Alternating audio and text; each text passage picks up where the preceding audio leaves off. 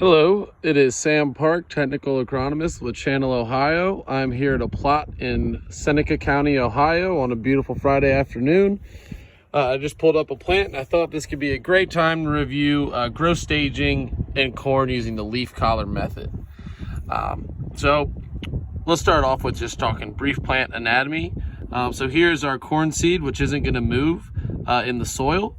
So actually, if you want to see where your planting depth was, you can find your seed right in here. This is probably where your soil line is, right where that photosynthesis is starting to happen. So you're starting to see some chlorophyll there. So we're looking like we are right at about 2 inches, which is a perfect planting depth.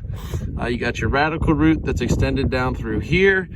There are some seminal roots that came out as well. And then here is where your nodal roots form.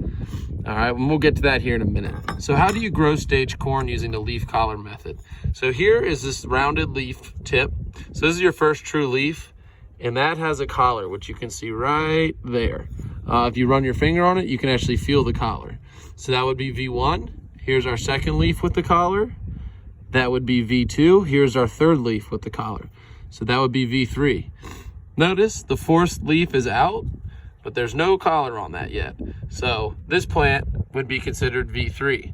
Now, if I was looking at a field, if over half of the field or over 50% was at V3, then that means that the whole field would be considered V3. So 50% is that cutoff. What's the majority? All right, so important growth stages to know in plants, or in corn plants, excuse me. We have at about that V3 growth stage, nodal roots are going to form. So we're going to transition from using seed nutrients into using nutrients in the soil. So now that these nodal roots have formed, we're starting to have better corn structure underneath the ground. It's starting to be able to accumulate more nutrients. So if you're thinking about timing your nutrient application around that V6 time period, you know, this would be a good time to start considering it. If you know your growth stage in your corn, you're at V3, V4, you can start getting prepared to do that. Next big one is around that V4 to V6 time frame.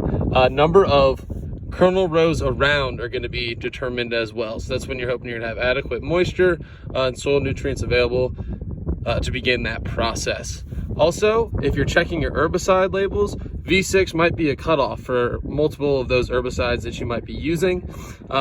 Also, some of them use plant height as a measurement as well. So those are kind of the main ones to think about. Remember, for V3, nodal roots form.